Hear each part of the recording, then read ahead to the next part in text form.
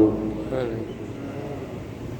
Alhamdulillah nahmaduhu wa nasta'inuhu wa nastaghfiruh wa na'udzu billahi min shururi anfusina wa min sayyiati a'malina. Man yahdihillahu fala mudilla lahu wa man yudlil fala hadiya lahu. Asyhadu an la ilaha illallah wahdahu la syarika lahu wa asyhadu anna Muhammadan 'abduhu wa rasuluh la nabiyya wa la rasulullah ta'ala. Wa rabbi shrah li sadri wa yassir li amri wahlul 'uqdatam min lisani yafqahu qawli amma ba'd. Dan sama-sama kita hormati pengurus DKM Majelis Istiqomah beserta jajarannya, para jamaah sekalian, para bapak haji, para ustaz dan tokoh masyarakat yang mohon maaf tidak saya sebutkan satu persatu namanya, namun tidak mengurangi rasa ta'zim maupun hormat saya kepada jamaah sekalian. Puji syukur kehadirat Allah Subhanahu wa taala. Alhamdulillah di pagi yang sejuk ini Allah masih menganugerahkan kepada kita dengan Islam sehat walafiat, sehingga kita bisa menjalankan aktivitas dan kewajiban kita, yakni sholat subuh berjamaah, kemudian dilanjutkan dengan tholaqul akhi. Mudah-mudahan hadirnya jamaah sekalian dari rumah di tempat ini senantiasa ditujukan rahmat dan maghfirah oleh Allah Subhanahu wa taala. Salat demi salat semoga senantiasa tercurah limpahkan kehadiran uswah hasanah bagi Nabi besar Muhammad sallallahu alaihi wasallam pada keluarganya, para sahabatnya, para tabi'in dan tabi'in, kepada seluruh umatnya hingga akhir zaman. Mudah-mudahan wabil khusus kita yang hadir di sini mudah-mudahan telah mendapatkan syafaat. Amin amin ya rabbal alamin. Jamaah sekalian yang dirahmati Allah Subhanahu wa taala, kita lanjutkan pembahasan kita. Bismillahirrahmanirrahim. Qala musannif rahimahullahu taala wa nafa'ana bi wa bi ulumihi wa bi ulumikum wa bi ulumi sayyidi ibadillahi sholihin ila an qala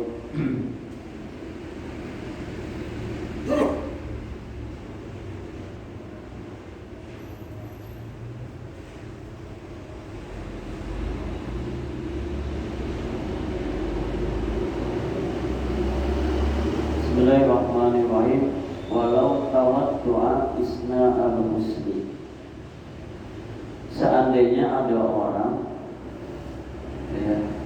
wudu atau niat wudunya itu ada asna al-muslim di tengah-tengah mandi, au ba'dahu atau setelah mandi, hasolah maka ia hasil atau mendapatkan lahu asli sunnati,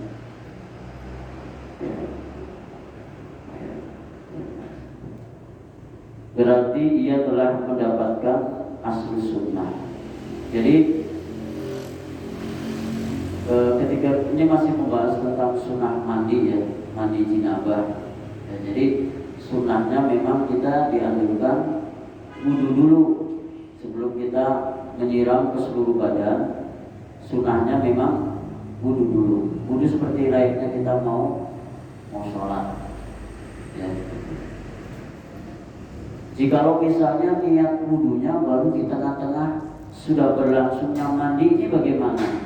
Tetap dia mendapatkan kesunahan daripada wudu tadi ya. Memang afdolnya ya, lakinnal afdolu takdimu, akan tetapi afdolnya wudu itu, wudu ketika orang yang hendak mandi wajib itu memang takdimu harusnya di awal sebelum dia menyiram seluruh.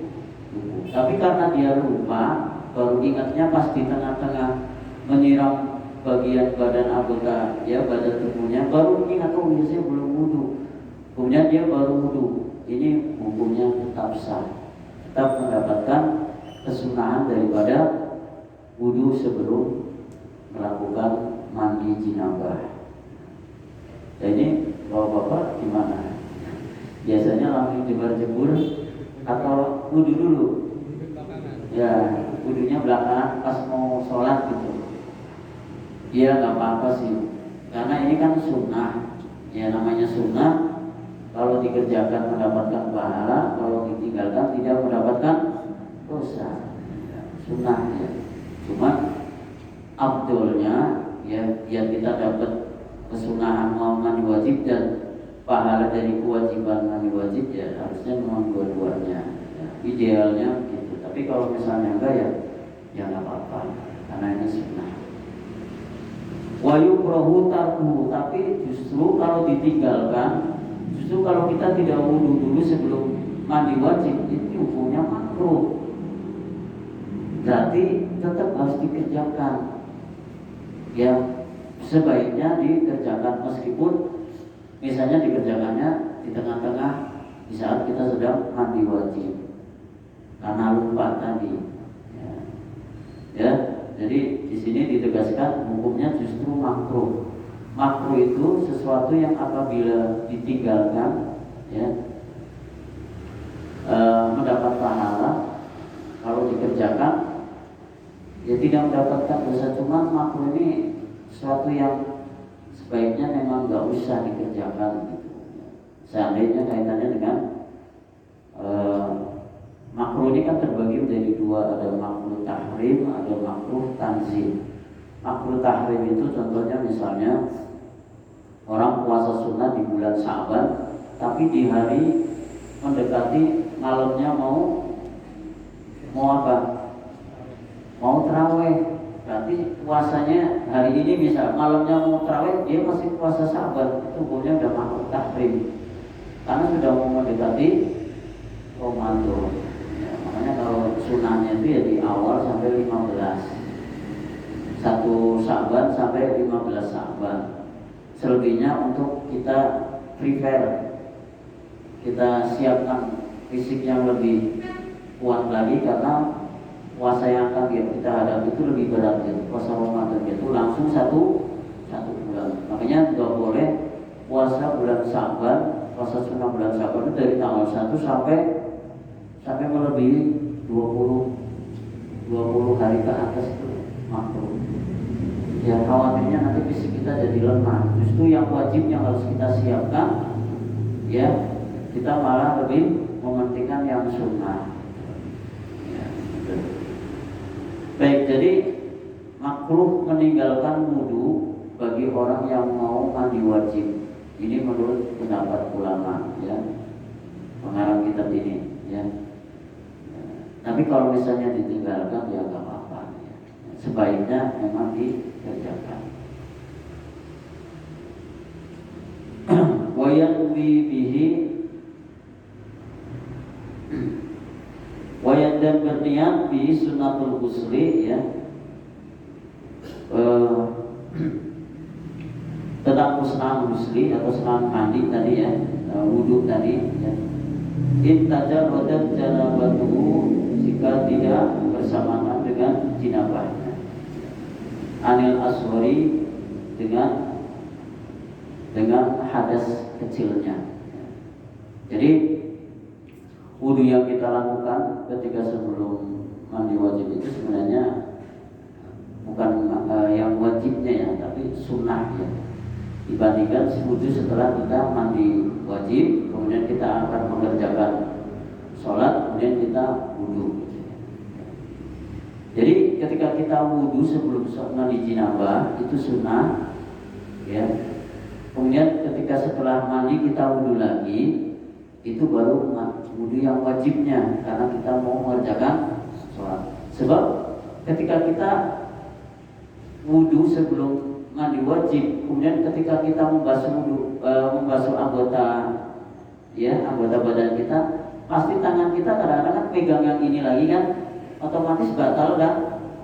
Berarti wudu yang pertama yang sunnah itu batal karena ketika kita mungkin sedang menggosok sela-sela bagian-bagian sensitif kita, misalnya bagian ini, ya, otomatis wudunya yang tadi yang pertama itu batal.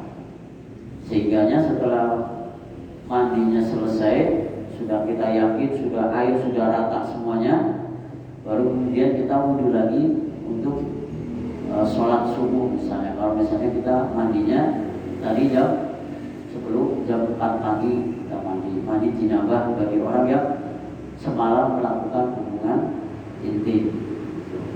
Jadi wudunya 2 kali. Wudu yang pertama adalah wudu sunnah karena akan melakukan mandi janabah atau besar. Wudu yang keduanya itu wudu yang wajibnya ketika kita akan melaksanakan ibadah sholat. Bisa dipahami? Bisa. Wa illa, dan jika tidak berniat, ya, wa illa nawa, dan apabila tidak berniat, ya, rok al hadasil aswari au nahwihi, untuk menghilangkan hadas kecil atau yang semisalnya.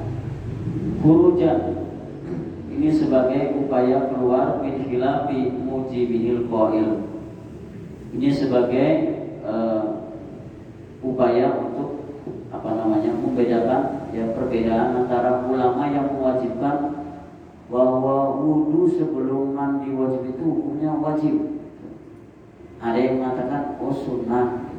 Nah ini, ya. Oleh karenanya seandainya kita melakukan dua-duanya, yaitu wudu yang dilakukan sebelum mandi wajib dan wudu yang dilakukan setelah selesainya mandi wajib, ini sebenarnya untuk membedakan, ya, antara wudu yang sunnah dengan wudu yang wajib.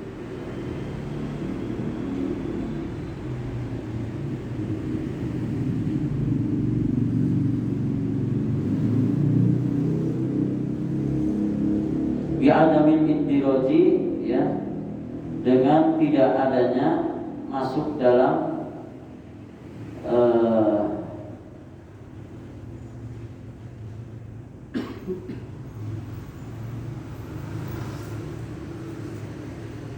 dalam hadas besar ini tadi yang membedakan tadi.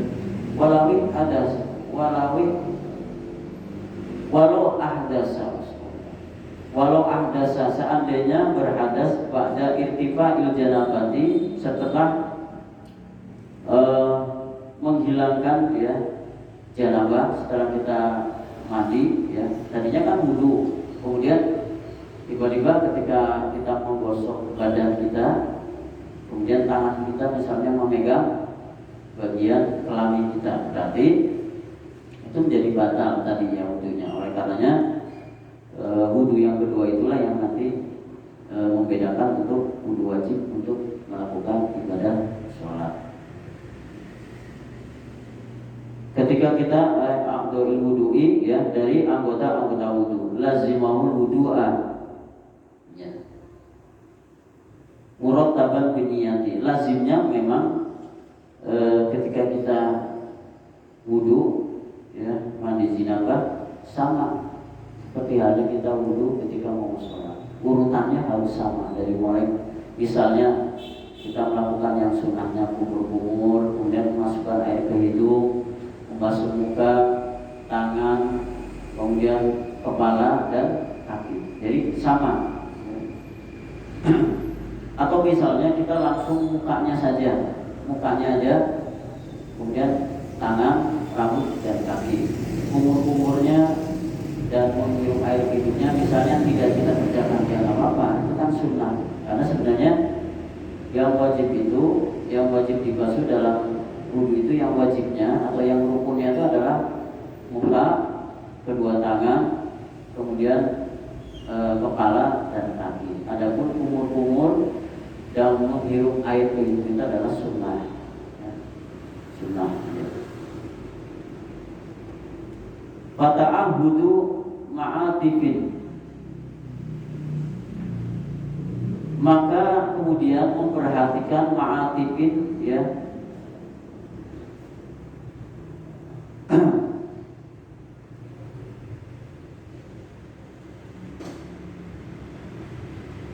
ma'atifin itu seperti sela-sela, ya, al-udhuni wal ibti was-surrati, seperti telinga, kemudian ketiak, ya, kemudian ya. Jadi saat kita melakukan wudu, ya, itu harus kita memperhatikan bagian-bagian yang terselip ya, misalnya ini ya, ketika membasuh bagian telinga, kemudian ketiak ya, termasuk ketika lagi mandi wajib, itu harus hati-hati betul ya. Kita harus yakin bahwa semuanya sudah terbasuh atau tersiram atau sudah terbasahkan semuanya. Ya, ini jangan sampai kita salah dalam mandi biasa dengan mandi wajib. Ya, kalau mandi wajib usahakan lebih lama ya, lebih merata seluruh badannya sampai kita yakin bagian-bagian sela-sela yang terselip itu sudah terbasahkan semuanya. Jangan sampai ada yang tertinggal. Terutama bagian-bagian di bagian dubur ini ya. Bagian dubur ya, kubul dan dubur ini kan banyak rambut-rambut yang terselip. Nah, ini jangan sampai misalnya ketika kita mandi wajib ada satu helai atau bahkan lebih yang tidak disiram. Kain ini menjadi tidak sah. Maka tidak sah.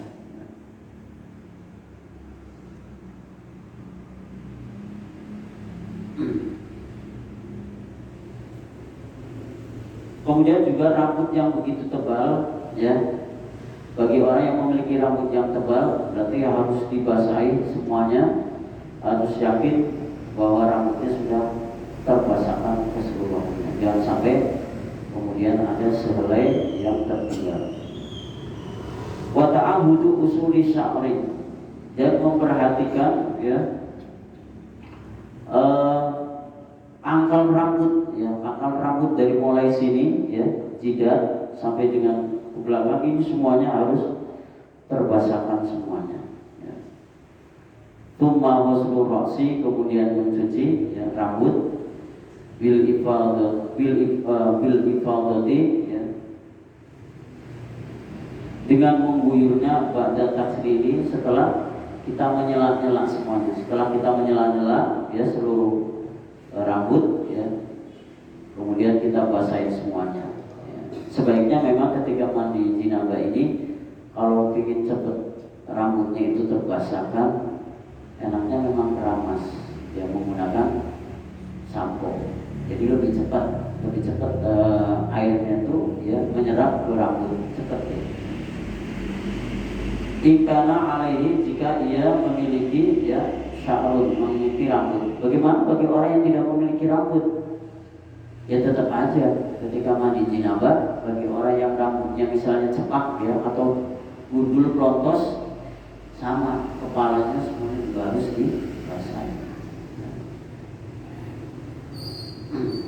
Wa illa tayammum fi dhuhri aqtain, dan tidak diwajibkan ya untuk menyiram bagian yang kanan bagi orang yang misalnya tangan kanannya putus.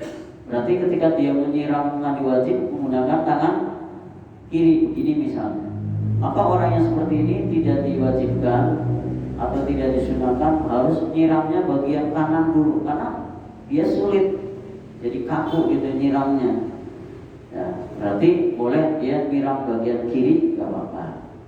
Ini ada pengecualian bagi orang yang normal, artinya anggota tubuhnya lengkap, tangan kanannya ada, tangan kirinya ada, maka sebaiknya ketika mandi wajib ini, kalau memang tangan kanannya sehat, maka siramlah bagian yang lebih kanan dulu, kemudian baru yang lebih kiri. Cuman kadang-kadang kita dalam hal ini ya kadang-kadang tidak memperhatikan, tidak apa yang mementingkan, ya udahlah yang penting basah gitu. Ya kadang-kadang kita menghilangkan hal yang sepele seperti ini, yaitu anjuran untuk menyiram bagian yang lebih kanan dulu, baru kemudian yang ke kiri. Tsumma ghuslu syaqi aymanu tsumma aysara, kemudian membasuh bagian yang kanan, setelah itu baru yang kiri. Wadulku lima tasilahu, wadulku dan menggosok lima tasilahu badanuhu min badanihi ya, yaduhu min badanihi, kemudian menggosok seluruh badan ya. Jadi dalam mandi wajib ini ya harus digosok semuanya, tangan kita bereaksi semuanya, ya, ikut bereaksi, ya, meratakan seluruh badan kita, terutama bagian rambut yang terkadang ada yang tertinggal. Khurujan min khilafi, hal ini sebagai, ya, upaya untuk keluar min khilafi man, yaitu adanya pendapat orang yang mewajibkan, ya, mewajibkan harus kanan dulu, ya, dan sebagainya, yang tadi, ya, atau mewajibkan misalnya wudu dulu sebelum, ya, melakukan mandi janabah, ya. Jadi ada perbedaan ulama dalam hari ini, ada yang mewajibkan atau mengharuskan bagian kanan dulu baru kiri, atau yang misalnya ada yang mengharuskan wudu terlebih dahulu sebelum mandi wajib, ya. Nah, ini memang dalam hal fikih terjadi perbedaan pendapat antara fuqaha, ini hal yang wajar. Selanjutnya wataslisu bi ghusli jami'il badani, yaitu, ya, menyiram 3 kali, ya. Sunahnya kita ketika wudhu itu, ya, 3 kali, membasuh muka 3 kali, tangan 3 kali, atau ketika kita mandi wajib pun, ya, paling tidak 3 kali siraman, kemudian kita yakin badan kita sudah terbasahkan semuanya. Jadi tiga itu adalah hitungan yang maksimal, ya, dalam melakukan mandi wajib. Jadi jangan sekali siraman 1 gayung baru kemudian selesai mandi wajibnya. Enggak. Ya, saya yakin kalau baru 1 siraman, 2 siraman kayaknya masih belum maksimal. Tapi kalau 3, insya Allah ini batasan yang paling minimal 3 lah, maksimalnya sesuai dengan keyakinan kita. Kalau memang semuanya sudah terbasahkan, ya, meskipun lebih dari 3 siraman, itu yang kita yakini, gitu. Tapi minimal 3, jangan sampai kurang dari 3 dalam hal ketika kita melakukan mandi wajib. Wat dalbu, dan menggosok, wat tasmiyatu, dan membaca bismillah, ya, wat dzikru, dan zikir, ya, aqibihi, setelahnya.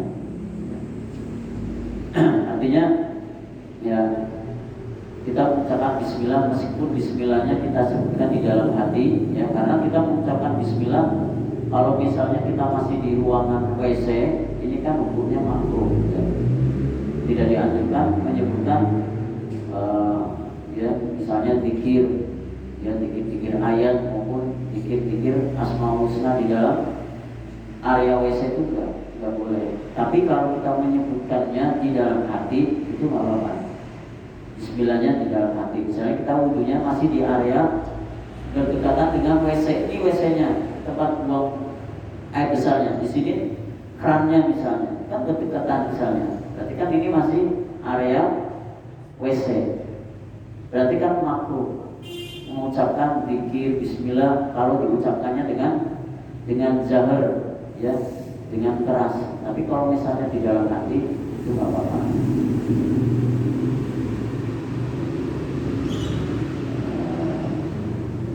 Mana tadi?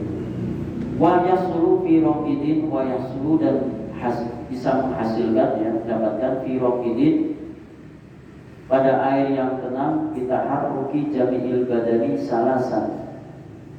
Begitu juga ketika kita mandi, misalnya langsung nyebur di sungai yang lumayan dalam, misalnya 2 meteran, kita langsung nyebur misalnya, kemudian kita mandi sambil baca bismillah, niat mandi wajibnya, ketika masih dalam keadaan masih di dalam air tersebut, ya, meskipun airnya itu air yang tenang, misalnya di air sumber mata air, ya, kayak di rawa-rawa misalnya, airnya kan tenang gitu, ya, sumber mata air, itu nggak apa-apa, ya, langsung menyelam, kemudian baca bismillah, wudu sunnah, kemudian setelah itu, ya, menggosok seluruh badan, ya. Nah, ini Kalau yang sudah menyelam kayak begini mah gak ada hitungan 3 kali ya. Tergantung lamanya dia menyelam di situ tadi, ya, berapa detik dia. Kemudian setelah bangun badannya sudah basah semua, sudah yakin saya sudah rata semua nih, semuanya sudah terbasahkan. Berarti sah, seperti itu. Kemudian wa in lam yakul qadamihi ila mudin akhar. Seandainya tidak berpindah ya dua telapak kakinya ila mudin akhar pada bagian yang akhir. Jadi selama misalnya tadi mandi di dalam air yang sumber mata air tadi yang menyelam tadi ya, yang terpenting semuanya sudah terbasahkan, yang kaki sudah ya dari antara kaki yang kanan dengan yang kaki sudah digosok meskipun mandinya dalam menyelam tadi ya, ini menurut ulama hukumnya sah. Alal aujah menurut pendapat yang lebih unggul ya, ini berarti sah bagi orang yang mandi wajib di suatu area seperti kali ya, sungai ataupun air yang diam ya, seperti rawa, kemudian dia mandi wajib ya dengan menyelam tadi ya, maka sah ya, seandainya hal-hal yang disunahkan tadi sudah dikerjakan, misalnya wudhunya langsung di situ saat menyelam, kemudian menggosok-gosok seluruh badannya, kemudian ketika dia bangun atau selesai dari menyelam tersebut meyakini bahwa semua anggotanya sudah terbasahkan, maka hukumnya sah. Kemudian sunnah berikutnya wastiqbalu lil kiblati, menghadap arah kiblat. Sunnahnya mandi wajib itu menghadap arah kiblat. Sunnahnya wa muwalatu dan terus menerus ya. Ya. Beda dengan ketika kita buang air kecil maupun buang air besar, itu kan makruh, tidak boleh menghadap arah kiblat. Makanya kalau kita membuat WC, perhatikan dulu WC-nya kira-kira menghadap arah barat atau timur. Seandainya menghadap arah barat atau timur, ya itu harus diganti. Jadi makruh ketika kita membuang air kecil maupun air besar menghadap arah kiblat atau membelakangi kiblat. Perhatikan arah barat atau arah timur. Makanya posisi WC harus arah selatan atau utara. Harus begitu di rumahnya. Jadi jangan sampai ya kita kok menghadap kiblat nih WC-nya, harus buru-buru dirubah. Karena makruh, karena arah kiblat itu adalah arah untuk kita beribadah. Kemudian watarku takallubi bila hajatin. Ketika kita di dalam kamar mandi, apalagi ketika kita sedang melakukan mandi janabah, itu makruh kita ya ngomong-ngomong, nyanyi-nyanyi, bersiul-siul, atau misalnya kita teriak-teriak, "Oh, tolong dong ambilin sabun, ambilin sampo," gitu. Nah, sebenarnya ini makruh teriak-teriak di dalam kamar mandi. Tapi hal ini sepertinya hal yang lazim terjadi di kita, iya nggak sih? Di kamar mandi lagi mandi tapi teriakin anak, tolong ambilin ini dan sebagainya. Harusnya yang bagusnya itu ya kita buka pintu sedikit gitu, ngomong kayak gini, tolong ambilin gitu. Nah ini kan kepala udah keluar dari area kamar mandi. Nah itu berarti masih dimaklumkan. Jadi kita pakai anduk dulu, kemudian ya meskipun kita lagi sampoan ini belum dibasuh, kita buru-buru ya buka pintu, kemudian ngomong sesuatu, minta tolong sama anak atau ibu ya. Jadi jangan di dalam kamar mandinya diteriakkan, itu makruh ya. Sebaiknya ini ditinggalkan.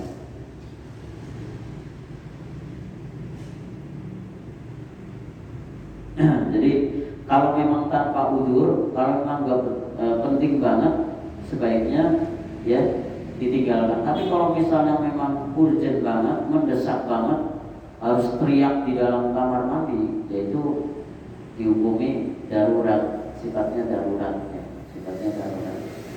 Kalau memang itu masih sakral. Wa tusammu as-syahadatani al-mutaqaddimani fil wudu'i. Kemudian disunahkan membaca syahadat ya. Fil wudu, saat wudu itu ya. Apa syahadatnya? Di sini disebutkan syahadatnya adalah asyhadu an la ilaha illallah wahdahu la syarikalah wa asyhadu anna Muhammadan abduhu wa rasuluh. Nah, ini ketika kita selesai wudu kan kita keluar, kita dianjurkan untuk baca doa kan ya, doa setelah wudu. Nah, doa setelah wudunya ini diawali dengan asyhadu an la ilaha illallah wahdahu la syarikalah wa asyhadu anna Muhammadan abduhu wa rasuluh. Allahumma ij'alni minat tawwabina waj'alni minal mutatahhirin waj'alni min ibadika sholihin. Baru setelah itu kita cipratkan sisa-sisa air wudu yang ada di tubuh kita ya. Kata guru saya ya, nanti air wudu yang tadi kita cipratkan ke tanah itu nanti akan menjadi saksi ya, nanti di yaumul kiamah. Benda yang tadinya ketika di dunia tidak bisa berbicara seperti batu, daun, air, tapi nanti di yaumul kiamah bisa berbicara. Sedangkan mulut kita nanti tidak bisa berbicara. Mulut kita akan ditutup dengan serapat-rapatnya supaya tidak bisa berbohong lagi. Kalau di dunia masih bisa berbohong, bisa bersikap tidak. Benda-benda yang tidak bernyawa dan tidak berbicara ketika di dunia nanti akan berbicara, termasuk air.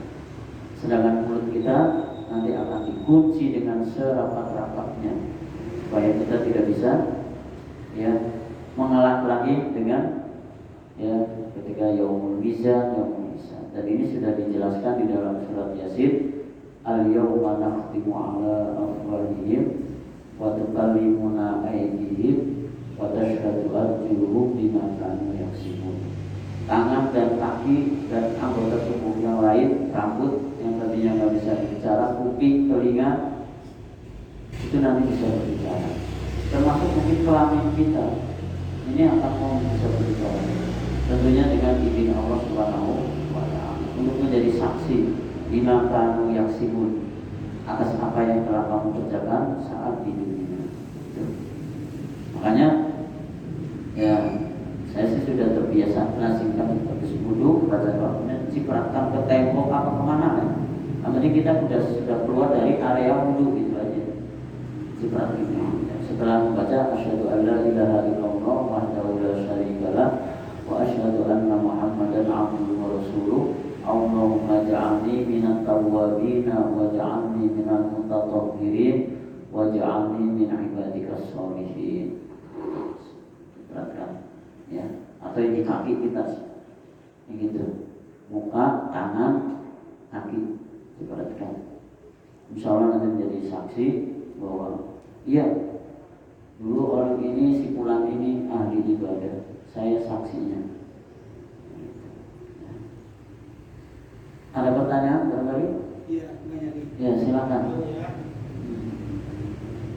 Ini ada pendapat bahwa makhluk orang yang duduk di masjid sebelum azan maghrib, nah hukum sholatnya sunnah. Kalau dia melaksanakan itu gimana? Hukumnya apa? Makhluk apa haram? Apa tadi pertanyaan?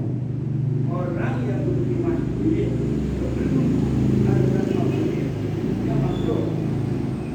Apalagi orang sholat sunnah itu hukumnya haram apa?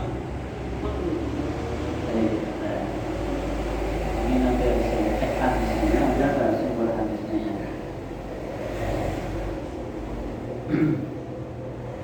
Jadi kalau saya melihat kebiasaan dulu ya, kebiasaan guru-guru ya, Ustadz yang ada di pesantren, biasanya mereka ya, beliau itu sebelum datang waktunya sudah paling awal duduknya ya, duduknya biasanya, kemudian melakukan sholat misalnya. Dia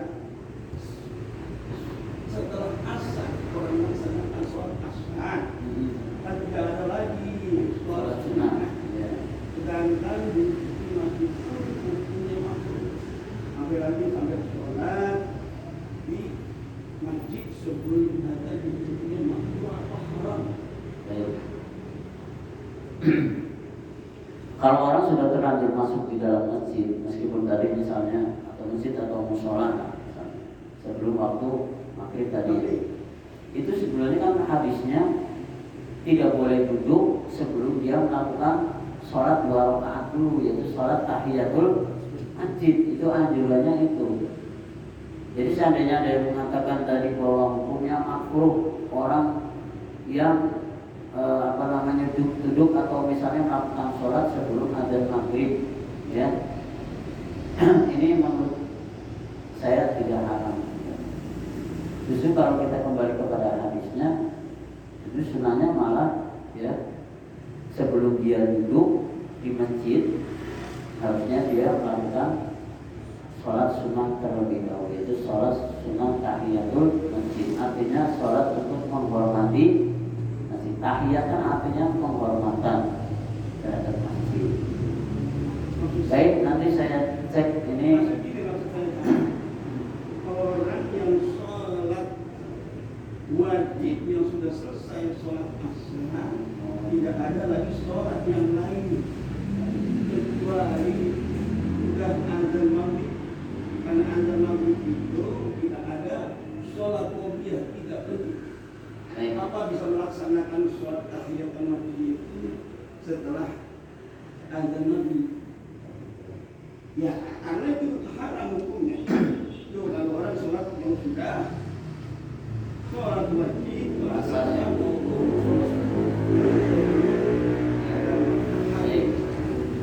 ya, kalau itu kalau sudah sholat asar itu memang tidak ada sholat. Tapi Rasulullah pernah melakukan sholat sunnah qobliyah asar, tapi dilaksanakan setelah sholat asar.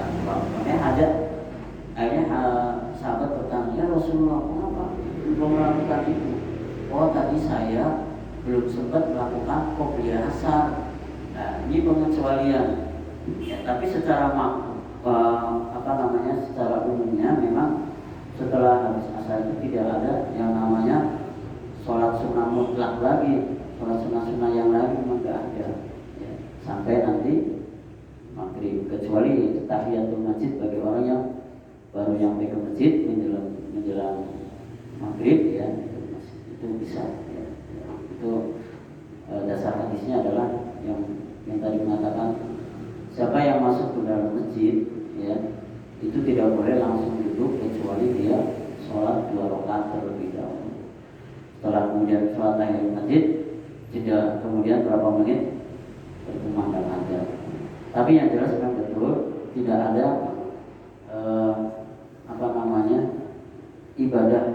ibadah setelah asar itu memang tidak ada, sudah ada, ya, sampai, ya, menjelang maghrib lah, kecuali sholat tahiyatul masjid itu. Nah, jadi ada pengecualian sebenarnya. Harap seandainya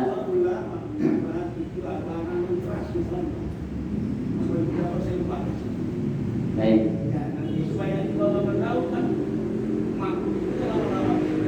Baik, ya. Makruh bisa jadi makruh tahrim seandainya itu dikerjakan. Baik, terima kasih. Ada lagi? Ada lagi?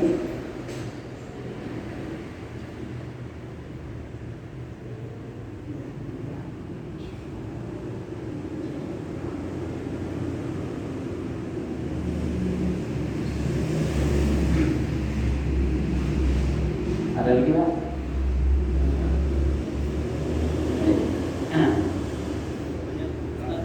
Ya, silakan. Untuk sujud sahwi itu kalau sholat subuh itu khusus untuk doa dulu pada sholat yang lain. Saya kelupaan. Sholat subuh, sholat semuanya. Ya, kalau sholat misalnya kita kelupaan Ya. selain sholat subuh apa ada yang lain yang untuk di Baik, sujud sahwi itu kan karena kelupaan ya. Kelupaan misalnya tidak melakukan kunut ya bagi yang bermadzhab Syafi'i ya seperti kita. Kemudian bagi orang yang memang misalnya tidak tahiyat awal, kelupaan sholat Isya misalnya atau sholat asar atau zuhur, harusnya 2 rakaat itu kan tahiyat awal ya. Dia lupa misalnya, langsung berdiri saja. Kalau berdirinya sudah sempurna, relatif sempurna, sebaiknya langsung aja teruskan. Kecuali kalau baru begini bisa, gini baru ingat, oh, nah kalau gini masih boleh turun lagi. Tapi kalau sudah begini, ini sudah dianggapnya sempurna, terbaik berdiri aja. Nanti lanjutkan rakaat ketiga, nanti sebelum salam, ya wajib melakukan sujud sahwi. Jadi bagi orang yang ragu-ragu jumlah bilangan rakaat, orang yang tidak kunut, orang yang lupa tidak tahiyat awal, padahal tahiyat awal itu kan ada bacaan sholawat di situ pada bagian nanti. Itu subhanaman la yanam wala yasbu, subhanaman la yanam wala yasbu 3 kali. Kemudian bangun langsung gitu, nggak usah baca gitu orang itu langsung nanti gitu 2 kali. Setelah itu baru salam. Ya. Ini kan banyak budak nih. Apa? Budak. Oh, budak. Yang nggak punya istri. Lalu dia bermimpi cuma, tapi dia nggak buat apa juga di mandi bab, wajib mandi. Selama tidak mengeluarkan spermanya, Ya. enggak. Tapi dia bertumbuh. Yang Kita mimpi dia Ya, bertumbuh.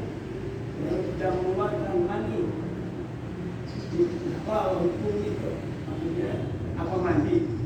Apa tidak? kalau memang tidak ada apa namanya, ada tanda-tanda yang apa namanya yang meyakinkan bahwa dia mimpi basah, karena misalnya sarung atau celananya basah dan basahnya lengket misalnya, itu enggak. Ini enggak. Jadi itu yang apa namanya yang mewajibkannya adalah kalau misalnya, kecuali kalau yang hubungan langsung itu hubungan langsung, kelamin langsung ya, meskipun tidak mengeluarkan sperma tetap aja wajib. Nah, yang ini kan sudah iltiqah kasafaten ya, sudah bertemunya 2 kelamin, meskipun suaminya misalnya orgasme kuat banget misalnya, istrinya mau udah orgasme, tetap aja kalau ini kan sudah masuk ya. Tapi kalau kasusnya pertanyaan tadi hanya mimpi saja, tapi tidak sampai menimbulkan keluar cairan, berarti ya. Seperti halnya orang yang saya sebenarnya kentut nggak sih? Itu kentut apa enggak?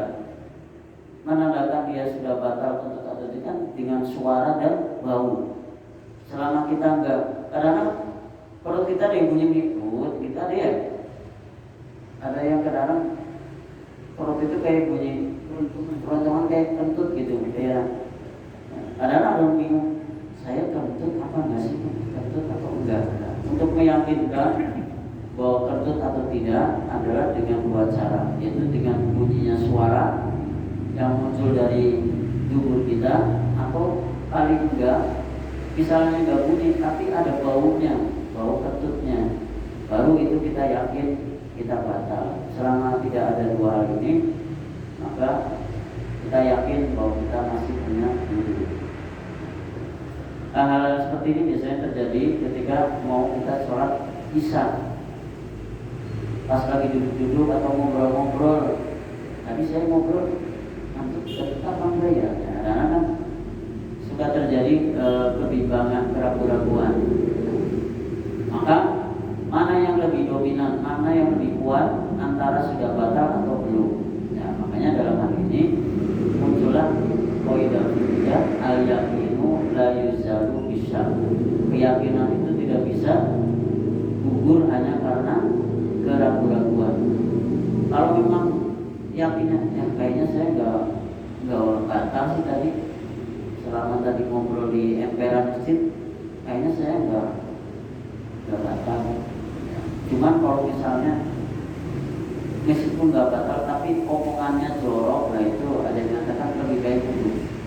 Ya, karena habis mengucapkan tadi, karena fadilah dari wudhu tadi, ketika bila kita kumur itu kan yang mengeluarkan dosa, ya, dosa dari ucapan yang tidak baik. Itu hikmah dari wudhu sebenarnya. Ya. Walaupun kita mengatakan itu, kita mau juga.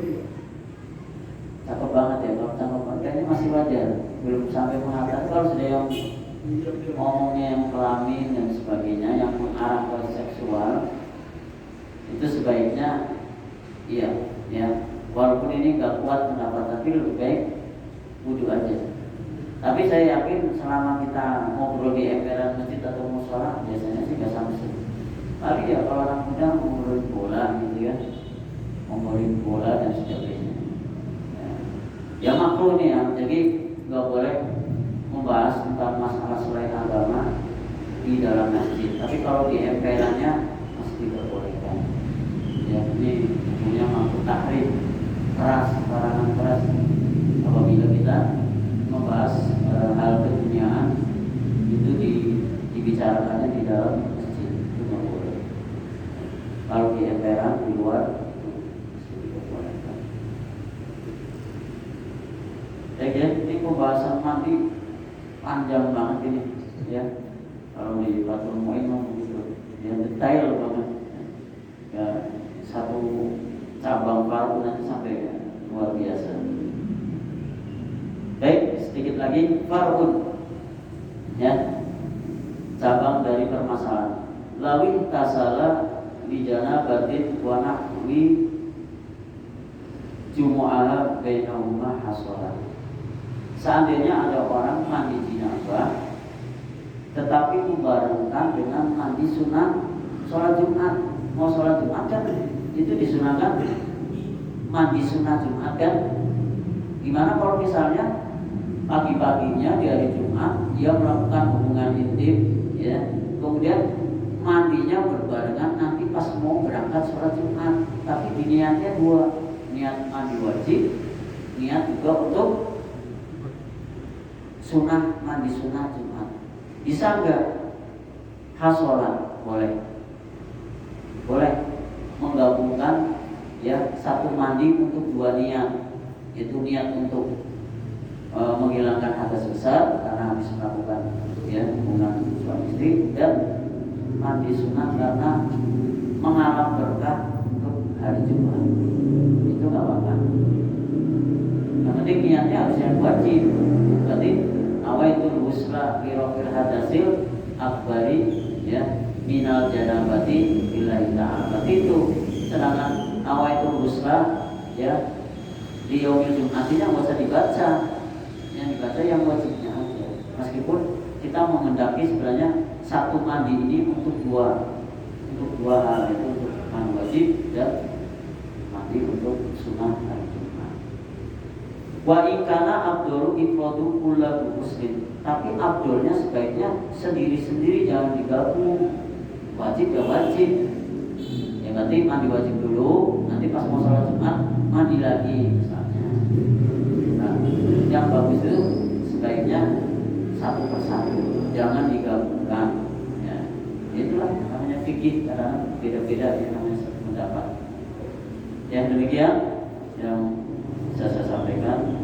Seandainya itu benar, semata-mata datangnya dari Allah Subhanahu wa Ta'ala. Seandainya ada kekhilafan dan kekurangan, ini murni karena kebodohan saya. Wallahul muwaffiq ila aqwamit thoriq. Wassalamualaikum warahmatullahi wabarakatuh.